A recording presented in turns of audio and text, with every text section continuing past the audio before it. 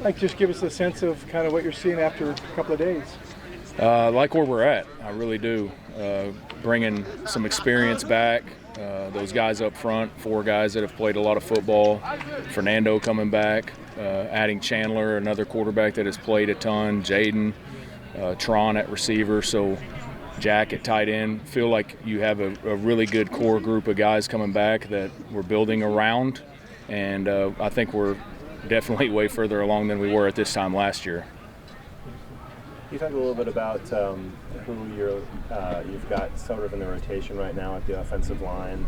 It looks like you've got a couple of new bodies that are seeing some significant time. Yeah, so we only have 11 guys practicing right now, so they're all in rotation. Right. And obviously we know the guys that have played a lot of games, started a lot of games around here, and we're going to continue to elevate their play.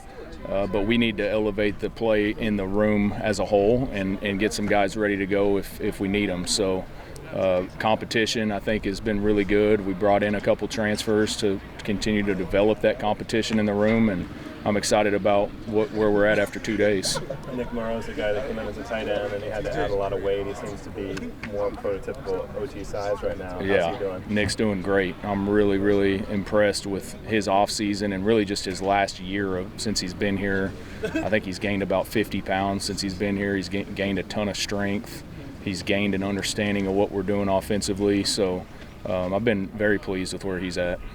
You brought in Rush Reimer, I guess is how you pronounce it. How's he doing? Yes, he's doing good. He's doing good. So just 2 practices under his belt, but he is another guy that's played a lot of football. So you're not having to coach some of the things that you have to coach freshman offensive linemen with. We're really just straight into scheme, technique, fundamentals of how we do things here.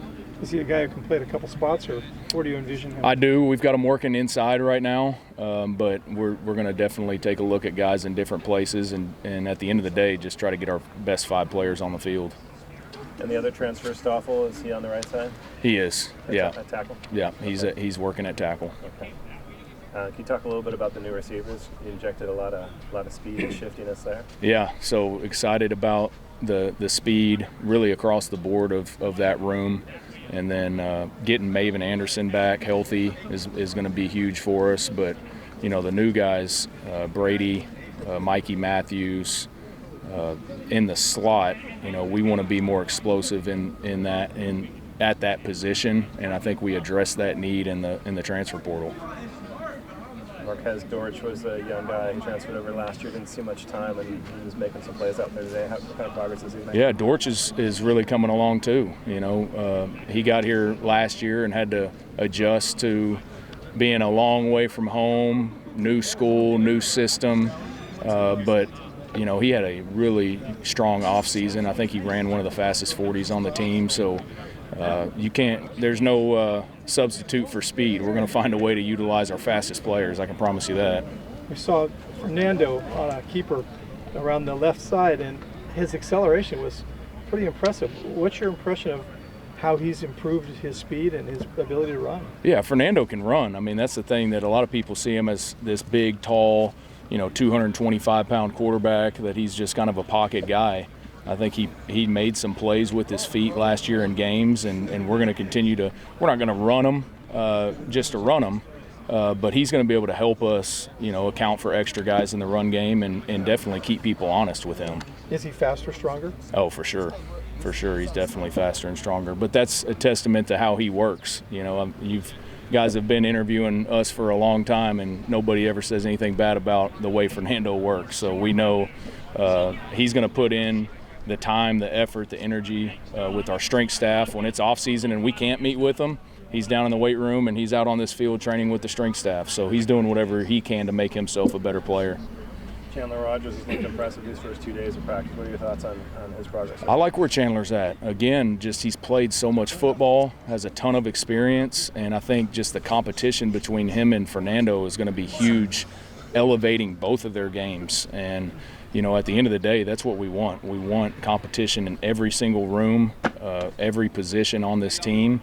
We want guys to feel like there's somebody trying to take your job, and that's the reality of college football. That's the reality of what we do. So we're going to continue to try to bring that in, even in probably the next transfer window, continue to add to our offensive roster with more guys that can create competition. Talk about the dynamic of being the O-line coach and the coordinator. I know you've done that before, and you did it, of course, for the last game last year, but how do you manage that, and what's it like for the offensive lineman when you're the coordinator? I think I manage it just by coaching football the way I've always coached football. Obviously off the field there's a lot more involved to it, as far as running staff meetings, running unit meetings, really getting everybody on the same page schematically with how we're going to attack things. But on the field, I think obviously the reason I've always done it and the reason I did it when I got my first coordinator job was I knew that no matter what I installed offensively, if the O-line wasn't any good, it wouldn't matter. And so, that's something that Justin and I talked about whenever he promoted me to the spot. He felt like I did a really good job with the O-line last year. I obviously have a ton of confidence in what I can do coaching those guys, and I want to continue to see that unit develop, because if they develop and we can dominate the line of scrimmage, that it's just going to make everybody's life easier. And from their point of view, what do you think it means to them that their position coach is also the offensive coordinator? Oh, I don't know. You'd have to ask them. I think just from my point of view, I would hope that they would, obviously want to try their best to make things right for me and by me, and they know that I'm going to always put them kind of at the forefront of thoughts that we have going in, and we're going to build this thing around the O-line just like we did last year. Can you talk a little bit about TJ and Sewapi? Just savvy vets now, which is nice. I got here last year and really had to clean up some things with those guys. So they're a year in the system. Obviously, from a run game protection standpoint, a lot of the stuff we did last year was my stuff, and so they're very comfortable now going into spring number 2 with me and schematically what we're doing. So we're really fine-tuning some minor details with them to clean them up. How have each of them individually improved? I think just their leadership, really the standard that we're trying to uphold in that room, and them understanding what that looks like every day. When I got here, whatever it was, 14 months ago, I talked about that with those guys. I walked in and I said, we're going to be the reason why we win games. But saying that and doing that are two completely different things. And we had some games where we did close out games up front, and we just leaned on those big boys, and we got out with some big wins down the stretch following the O-line. But we also had games where we didn't, and so we're still trying to raise the bar, and I want them to understand. I told those guys the other day that that is now the floor of who we're going to be going forward, and so last year should be the worst that the O-line is while I'm here. How would you best describe or maybe summarize what your scheme is about and maybe the goals you're trying to accomplish? We want to obviously start off with running the football. I think every great offense is built around being able to run the ball. We did that well last year with Jaden end up leading the Pac-12 in rushing. So with 4 guys coming back, we got to make people respect the run. And then I think the one thing that's probably a little bit different about me is we're gonna try to push that thing down the field. We're gonna create matchups on the outside.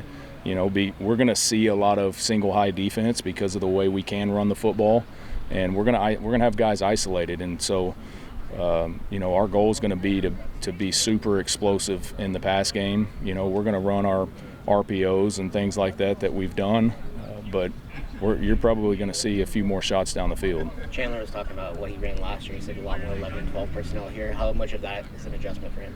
I don't think it's been an adjustment at all. Schematically, I think he understands what we're trying to do.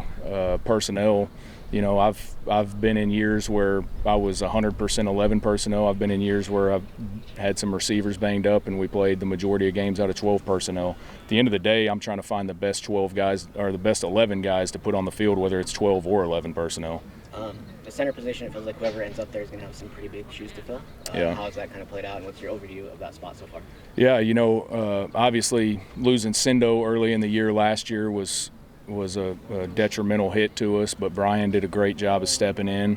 But we have guys that we've also been repping there for the last year. Bastion Sweeney has been repping at center last year. Matthew Wyckoff actually started 10 games at center at Texas A&M. So we have guys that are going to be able to snap the football. And again, as we go through spring and really determine who our best 5 players are, that'll kind of determine how that shakes out.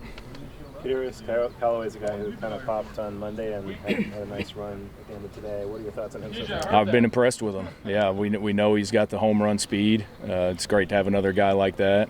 And so we'll put the pads on Friday, and we'll really get a true feel for those backs. How in the world do you sort out a running back room like that if those guys stay healthy? Keep feeding them, and leaning on them, and letting those guys find their unique skill sets and utilize ways to get them on the field. Again, you could see some packages where there's multiple guys on the field. So those are all things that we'll evaluate as we go through spring and post-spring heading into the fall. How's Cardwell's health progress? I think he's as good as he's been since before the injury. We're still trying to take care of him and bring him back slowly but surely. But, I think he's going to be, by the end of spring, I think you should see him rolling out there. Do you expect to have the quarterback situation resolved by the end of spring, or are you comfortable going into fall camp not knowing for sure who the starter is going to be? Yeah, I think obviously right now Fernando's our starter, so he's our returning starter. But the competition that's going on right now is definitely elevating his play. Just like we do at every position, we'll evaluate that at the end of spring, and if we feel like there's a clear-cut difference and we need to do that, and speak on one side or the other of it. But right now we're just letting both of those guys get reps and see how good that room can get. Sounds like you're happy with what both of them are doing so far. I am. How much do you sense that Fernando is playing with maybe a different level of confidence? It feels like he's kind of a more confident passer, kind of carrying himself differently this spring. Yeah, I say it all the time. In college football and NFL football and high school football, there's no substitute for experience. And he's now been on the field. He's had to take the snap against some big-time competition. He's had to make plays and feel the pressure. And now you get out here back on the practice field, and it's just you and your team getting better, and the speed of the game starts to slow down for you. So I think just from a year ago to now is night and day, and then I expect that jump to continue through the fall. That's good. Thank you, Mike. All right, thank you guys. Appreciate it. Yeah. All right, we're going to bring TJ.